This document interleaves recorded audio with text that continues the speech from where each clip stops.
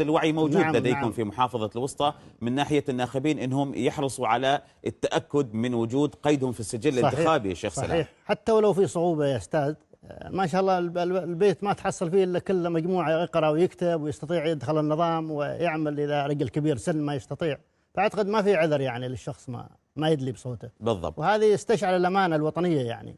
بالضبط. نسأل الله التوفيق إن شاء الله، متفاولين بالدورة ال11 أن تكون يعني مواكبة للحكومة. نعم. العاشرة نعم عفوا، العاشرة، لأن المرحلة يعني ما بسيطة، تتطلب تحديات، مشاركة الدولة في جميع تنويع الدخل، الاقتصاد، فعلا. خاصة أن الحكومة يعني تنفذ رؤية عمان 2040. نعم. أعتقد هذه الرؤية تمت بشراكة الجميع. صحيح. هناك الكثير من الاستراتيجيات الاقتصادية، الكثير من الخطط التنموية. صحيح. تنمية المحافظات أو برنامج نعم. تنمية نعم. المحافظات الذي تعمل عليه الحكومة، كل هذه تنصب في نعم. نهاية المطاف لتحقيق قيمة مضافة للاقتصاد الوطني. صحيح. لتحقيق الرفاهية للمواطنين، وثمارها دائما تأتي تدريجيا. صحيح. شيخ سلام، وأنت أدرى يعني كنت عضو سابق في مجلس الشورى إن شاء الله نرى الله يكتب لنا العمر والصحة جميعا وياكم، نرى رؤية يعني عمان 40 وهي في مراحله تتقدم.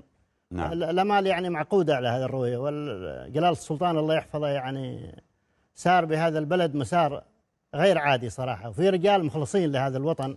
نعم. هذا دليل موجود، يعني البلد فيها خير وفيها كثير من الكفاءات. بالضبط. ورجال وطنية، فنسأل الله التوفيق إن شاء الله. على اطلاع ويكون على دراية تامة بالصلاحيات الممنوحة لأعضاء مجلس الشورى. والله مثل ما قال الدكتور سالم وكذلك وافقك الرأي، أنا أقول يعني العضو لما يقسم اليمين أمام قبة المجلس يستشعر هذا الأمانة العظيمة.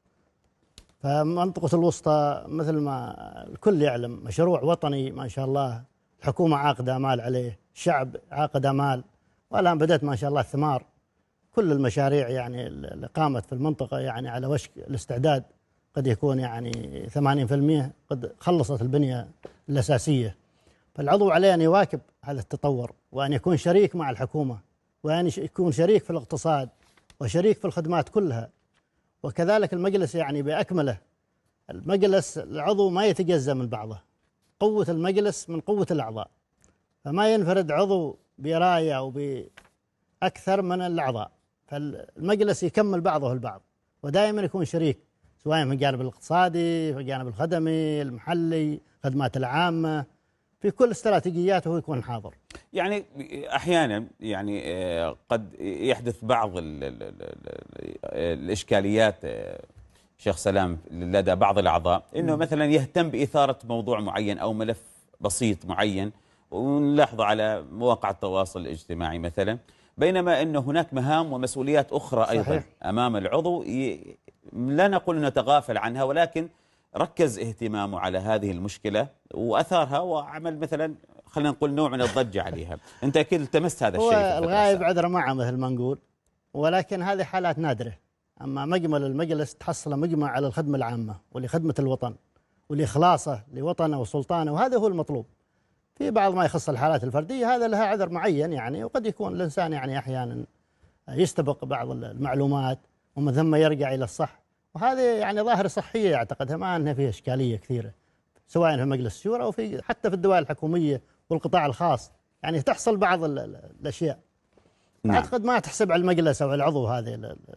يعني أنت أكيد عايشت هذا الوضع. نعم. في الفترة السابعة شيخ سلام، وأكيد لك تقييمك. نعم. بهذا الوضع، يعني كيف. نعم. رأيت أنت هذا الوضع؟ والله أنا يعني مثل ما قلت لك حالة فردية، يعني ما تعتبر تحسب على العضو أو على المجلس بأكبره. مجلس اللي ثقله وإلى مكانته في الدولة. وكذلك أنا صراحة أحيي مجلس الوزراء، ربما يكون المشاهد يقول بالغنا، لكن مش مبالغة هذه. نعم. عندما تأتي مشكلة معينة تحصل مجلس الشورى متواصل مع مجلس الوزراء، مع المسؤولين، مع رؤوس الهيئات، تحصل التجاوب يعني موجود والحلول موجودة.